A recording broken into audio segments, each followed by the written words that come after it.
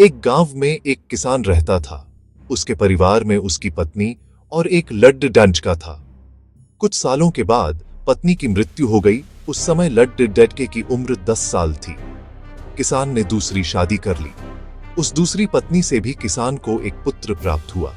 किसान की दूसरी पत्नी की भी कुछ समय बाद मृत्यु हो गई।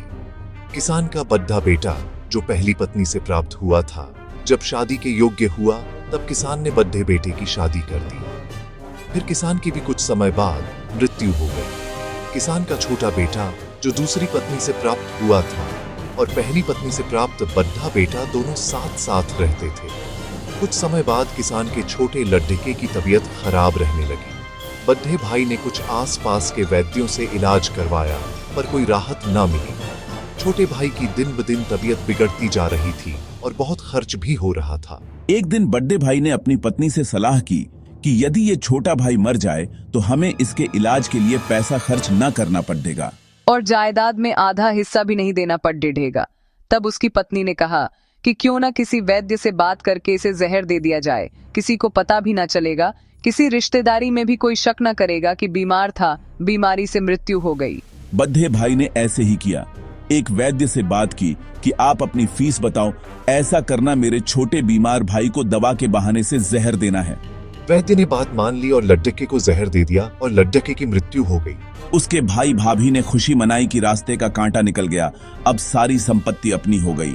उसका अंतिम संस्कार कर दिया गया। कुछ महीनों पश्चात उस किसान के बड्ढे लड्ढके की पत्नी को लड़का हुआ। उन पति पत्नी ने खूब खुशी मनाई। बड्ढे ही लाड़ प्यार से लड़के की परवरिश की। कुछ ही गिने वर्षों में लड़का जवान हो गया। उन्होंने अपने लड़के की भी शादी कर दी। शादी के कुछ समय बाद अचानक लड़का बीमार रहने लगा। माँ बाप ने उसके इलाज के लिए बहुत वैद्यों से इलाज करवाया। जिसने जितना पैसा मांगा दिया, सब कुछ दिया ताकि लड़का ठीक हो जाए। अपने लड़के के इलाज में अपनी आधी संपत्ति तक बेच दी, पर लड़का बीमारी के कारण मरने की कगार पर आ गया। शरीर इतना ज्यादा कमजोर हो गया कि अस्थि पिंजर शेष रह गया था। एक दिन लड़के को चारपाई पर लेटा रखा था और उसका पिता साथ में बैठा अपने पुत्र की ये दयनीय हालत देखकर दुखी होकर उसकी ओर देख रहा था।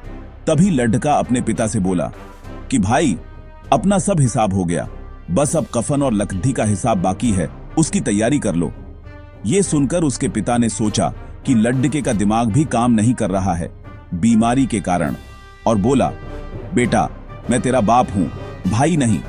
तब लड़का बोला, मैं आपका वही भाई हूं जो आपने जहर खिलाकर मरवाया था। जिस संपत्ति के लिए आपने मरवाया था, मुझे अब वो मेरे इलाज के लिए आधी बिक चुकी है। आपकी शेष है, हमारा हिसाब हो गया। तब उसका पिता फूट फूट कर रोते हुए बोला कि मेरा तो कुल नाश हो गया, जो किया मेरे आगे आ गया, पर तेरी पत्नी का क्या दोष है जो इस बेचारी को जिंदा जलाया जाएगा। उस समय सती प्रथा थी, जिसमें पति के मरने के बाद पत्नी को पति की चिता के साथ जला दिया जाता था। तब वो लड़का बोला कि वो वैद्य कहाँ है जिसने मुझे जहर खिलाया था। तब उसके पिता ने कहा कि आपकी मृत्यु के 3 साल बाद वो मर गया था। तब लड़के ने कहा कि ये वही दुष्ट वैद्य आज मेरी पत्नी रूप में है, मेरे मरने पर इसे जिंदा जलाया जाएगा। हमारा जीवन जो उतार चढ़ाव से भरा है, इसके पीछे हमारे अपने ही कर्म होते हैं। हम जैसा बोएंगे वैसा ही काटना पड़ेगा। कर्म करो तो फल मिलता है, आज नहीं तो कल मिलता है। जितना गहरा अधिक हो कुआं, उतना मीठा जल मिलता है। जीवन के हर कठिन प्रश्न का जीवन से ही हल मिलता है।